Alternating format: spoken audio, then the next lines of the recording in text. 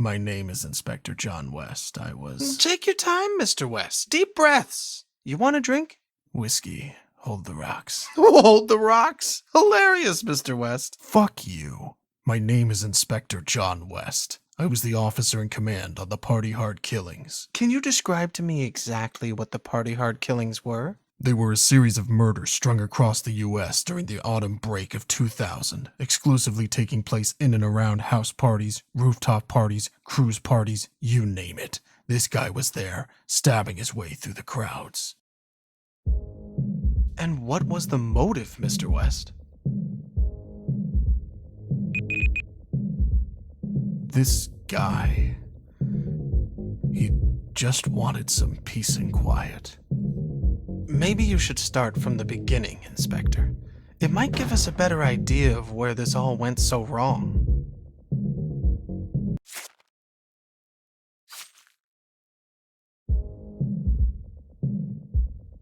One of my officers responded to a call near North Beach. It was the end of April, so typically a bunch of the college kids in the area were getting hammered instead of prepping for their finals. If only the stupid bastards knew.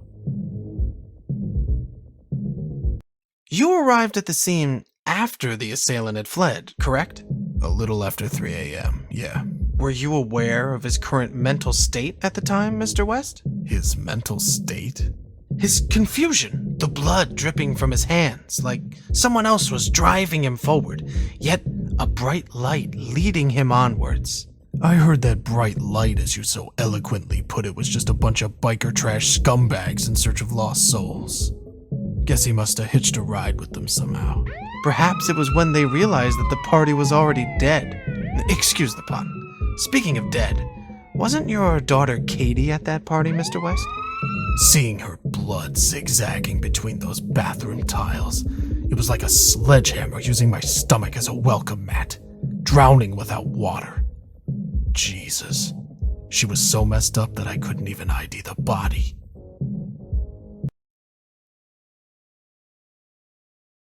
They took me off the case after what happened with Katie, but let's just say it was keeping up to speed by other means. Once the ranch massacre happened, my colleagues were more than happy to unofficially keep me informed. It seemed obvious to me that this was just the beginning, and I had Las Vegas down as one of the contenders for the next attack. Of course, the problem is that Las Vegas is one hell of a landmass to keep a watchful eye over. The kicker is that he was spotted leaving the scene on a shuttle bus. A goddamn bus!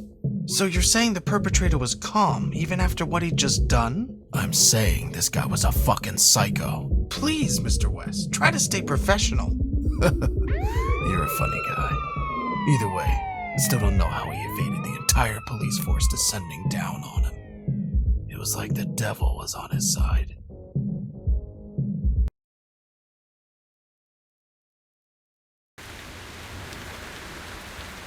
The Vegas killings were the ones that really threw this son of a bitch into the spotlight. That's when the papers started calling him the Party Hard Killer. 2 massacres in one night. He had the gall to stalk the streets with cops all around him, sectioning off the city, and he'd simply pick another spot to call his killing ground. But you know, Mr. West, the city, this living, breathing organism doused in lights and scars, it can really bring feelings bubbling up to the surface for some people. Is that so? Why a roof party then? It made no sense with his MO.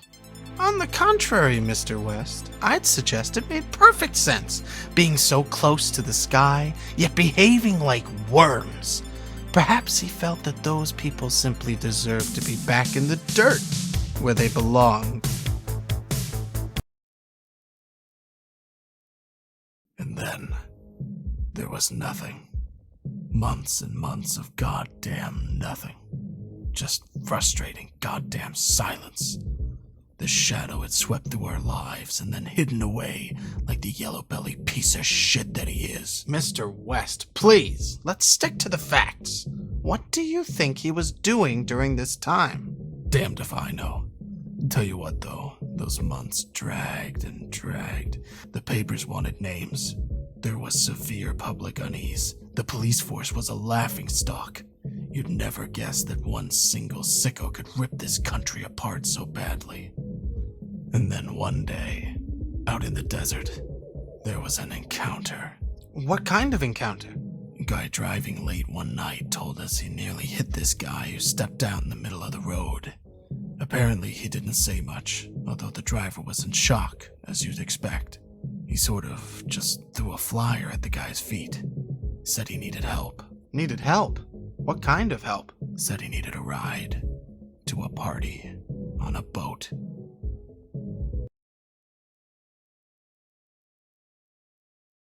Ah, yes, I heard about the cruise liner disaster.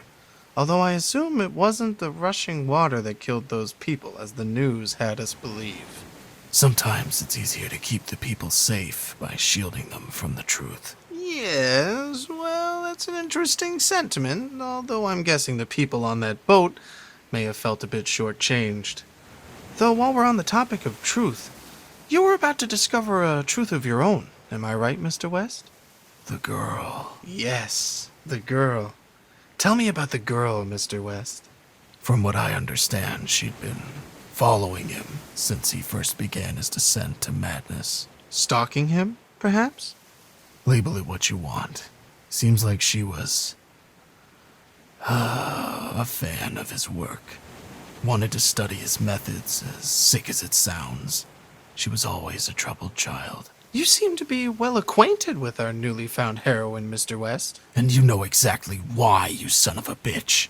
It was Katie. It was my daughter. I didn't catch them in Miami. I didn't even visit the scene. Why was that, Mr. West? Tired, I guess. I'd been chasing this nut job for months by that point. And now that Katie was confirmed to be in his company, it was a lot for one man to take in. How did you think Katie was involved, Mr. West? She was always one to be driven by danger, correct? It's a strange, fucked up situation you're in if you're hoping, praying that your own daughter had been snatched away by a madman. It was better than the alternatives. It must have crossed your mind that Katie was, in fact, the killer all along? It would have been clever, really, faking her own death to escape an abusive father. How was your relationship with your daughter, Mr. West? God damn you. God fucking damn you.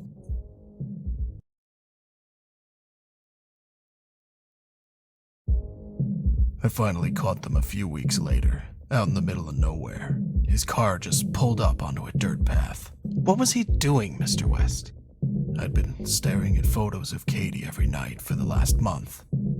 The ink had started to run off where I'd been pressing the corners so tightly. What was he doing, Mr. West? He was admiring his handiwork. I wouldn't worry, Mr. West. The chances are it's what she wanted anyway. To be one of his works of art, so to speak. Fuck you. I was ready to put a bullet in the back of his head there and then. It would have been so easy, so satisfying. It was what he deserved. What changed your mind? I'm a cop, Darius. The American people rely on figures like myself to uphold the law. Killing him would have made us one and the same. How very noble of you, John. Once again, fuck you. But you know, the world has a funny way of showing gratitude for such selfless acts. I assume you're referring to the blinding light that apparently engulfed your car. I still have no idea what it was, or what caused it. I guess this terror of darkness has somehow found a friend in the light. And of course, when I came to, I found my car had made a strong connection with rather incompatible foliage. Worse still, my back seat was devoid of serial killers. The descent. A violent maelstrom. Nature has a way of bringing the most devious of minds back down to earth. And shortly after the Sawmill Massacre, our psychopaths succumbed to the outdoors of all things. Really now, Mr. West, can we stop with the cliched storytelling? This isn't a tale from Narnia. How could you possibly know his motivations for being in that wood? Perhaps he wanted to feel closer to nature. Perhaps he was tired of killing. Just maybe he wanted to feel closer to his victims. All I know is, when the cops turned up to search the surrounding areas, they turned up nothing. And this was a place right out in the middle of nowhere, so it wasn't like he could have gone far. There was only one possible explanation. He'd manage to hitch a ride out of there. You think he called the paramedics himself? Well, it makes sense, right? Splatter yourself with some of the blood at a mass murder scene and the medics aren't exactly going to be picky about who they pick up. He's breathing, so you get him to the wagon ASAP. Of course, this particular victim was breathing a little too well for his or their own good. I guess they may be adding a new phrase to the ambulance protocol handbook. Never give drugs to a psychopath. His craft continued onwards for the next few weeks at pretty full force. As I understand it, his newfound experience with medicinal drugs really got him fired up, correct? He just became unrelenting, and the public were completely losing confidence in the police force. Well, no, they'd already lost all confidence.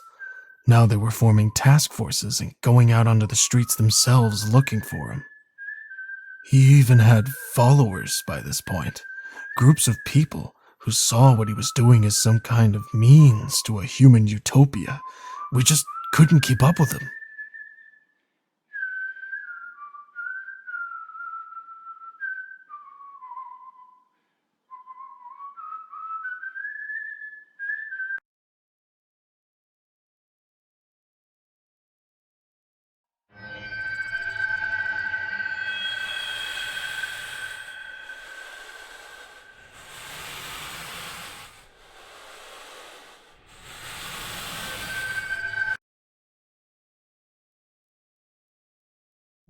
We're getting close to the end of the story. Isn't that right, John? A bunch of his avid followers, his so-called party harders, were said to be holding a party down in the San Francisco subway after hours. And you heard about the party just in time to catch him. Is that correct? That's what I was hoping. What was your plan exactly? The last time you encountered this man, it didn't exactly swing in your favor. I knew exactly what I had to do. It was plain and simple. He had to be stopped.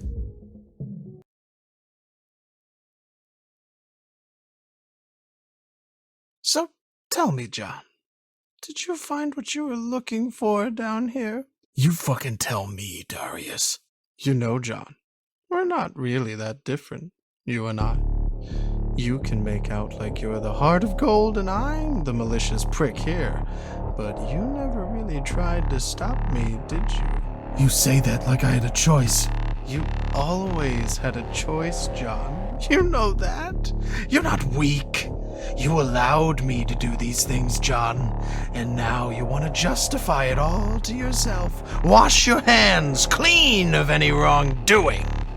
I'm not like you. Come on, John. Sooner or later you're going to have to admit it to yourself. You enjoy the rush just as much as I do. The splatter, the silence. Do they really deserve this? John, look around you. The world is falling to shit. These people, they don't realize how good they've got it. We're doing them all a favor. John, you just spent the last half hour sat here trying to convince yourself what we're doing is wrong. What have you learned? Someone needs to be thinking about the bigger picture, I guess. There you go, John. You get it now. Let it go. Come on, Darius. Let's go home.